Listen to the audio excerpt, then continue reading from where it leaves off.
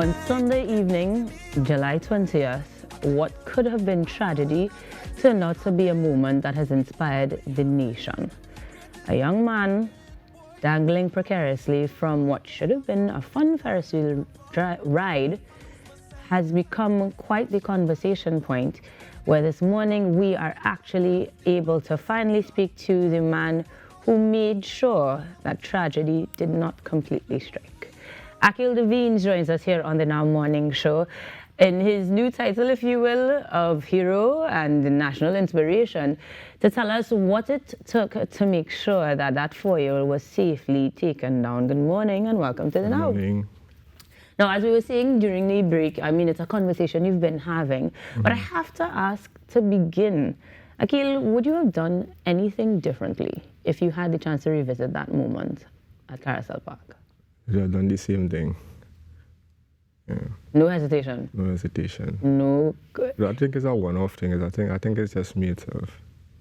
And in that case, you were there enjoying the evening yourself with your daughters. Yeah. So talk me through that moment when you realized something had gone awry, because you were already on the ride, about to enjoy yourself as well, right? Yeah. What happened?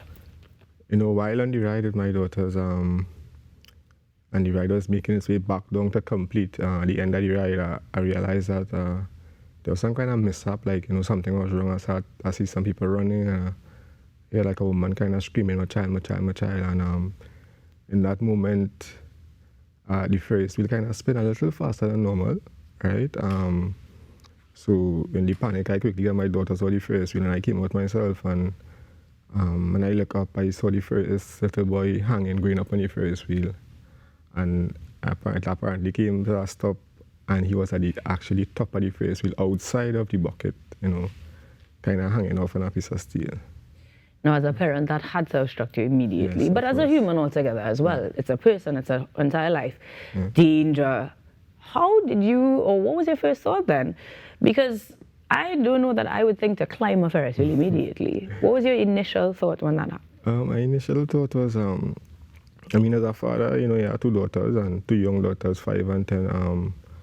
And of course, you'll have that protective instinct, you know, you want to save your children in any circumstance from danger, right? So when I look up, you know, my first, you know, thought was, you know, what I could do to help, you know. And what you could do was climb the Ferris wheel to rescue him. That I did. You make it sound so easy, but as we were saying, your height probably helped to make it a much more simple feat.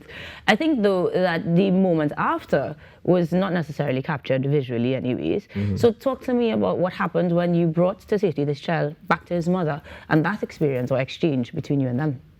So when I captured him and I, you know, brought him into the bucket, I was comforting him. I was telling him, you know, all is good now again. My mommy, he was crying before I picked him up, and actually when I, you know, had him in the bucket talking to me, I was like, he was not crying, but tears was coming out his eyes. Like, you know, it'll be good. You get my mommy, all going right down there waiting for you, and you know, I left him up and presenting the gentleman. I said, like, thank you so much, thank you so much, thank you so much. You know, she thanked me a lot. Have you been able to speak to them since the encounter itself? No, apparently I didn't get it, unfortunately. But I will show to them sometime soon.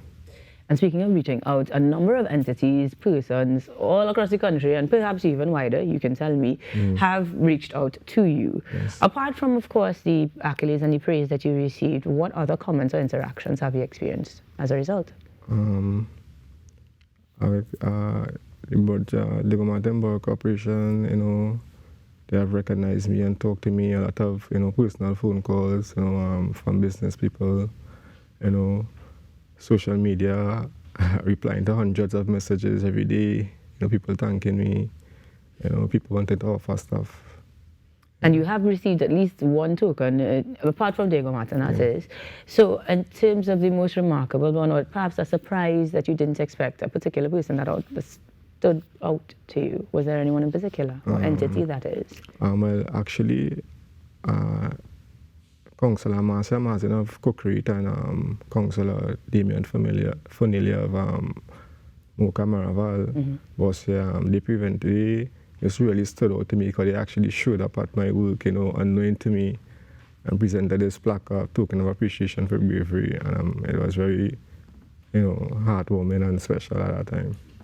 But it doesn't seem to be very out of character for you. As I recall, one particular news source spoke to, I think it was a past teacher of yours. Yes, my form teacher. That said it was very much within your nature. So in terms of the aftermath, is anything at all different for you? What's different for me is that the public shouldn't be by extent, people just seeing me and just thanking me, praising me, walking up to me in groceries, saluting. Actually, that man actually showed up at my workplace and, congratulated me.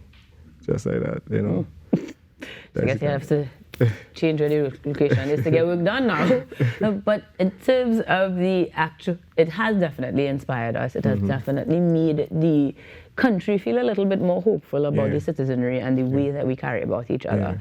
And so if you were to be able to deliver a message to the nation, if anything at all they take from this, what would you like everybody to take from your actions? Well, in our national pledge, we talk about being service to God and our country, right? And I think that's who we as a people. I know for a while, for the past time, we've been hearing about the negative news, about murders, the kidnappings, and I feel this incident, I never expected to have this this national attention when it happened, and it have gone very viral, and I think it kind of lifts the moral of the nation, and everybody's just super proud to see something like this and know that we have hope, and there's good citizens in this country and we could do better. There are, in fact.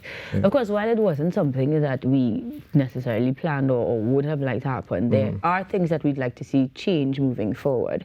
Movietowne itself has issued their statement indicating that they are investigating and going to make the situation better. But have they since reached out to you in any way? Yes, they have reached out to me twice, thanking me on the both occasions, and actually telling me that they putting forward in the process of rewarding me and recognizing me for this act. Okay. Now, in terms of safety and any sort of observances, having been on the site and actually experiencing it yourself, were there specifically safety or mechanical problems? Was it more of a negligence thing? Was there anything you were able to see that you could see? From the footage that Movietowne put out, a lot of people on social media kind of, was condemning the parent, the mother, all right? But when I look at the video, and being a parent as yourself, I don't hold 100% accountable because, as a 4-year-old boy, excited, want to go on this Ferris wheel, want to play. So I just think in situations where you don't have to use discretion and know where your children is and know how to deal with them, don't let them to lose the freedoms you will get them. And a place like Movietowne where there is moving parts, you want to be a little precautious and be a little more vigilant with them, for instances like this won't happen. Sounds like some good things that we can definitely put into action. And granted, though, that you are going to continue to be an electrician by profession, we're going to see any sort of additional skills being honed, maybe perhaps health and safety being something you look into at all? Maybe. Maybe, a little bit. It goes hand in hand. Yes. But for now, on behalf of every citizen, we really do appreciate that you have rekindled a level of hope in the nation, that people do care about each other, and that we are able to, as you rightfully say, embody those words of our national anthem. Any final thoughts that you'd like to leave with our audience as well? And we've been talking about change, for me growing up here, I've been talking about change, be the change you want to see, and as I said I've been consistent with this message throughout, in media interviews. Being the change you want to see, you really start with yourself, and you actually being the change in, thought, word, and deed. And once we could practice that individually, because it's individuals make up society, we'll be able to see, a difference. Well said.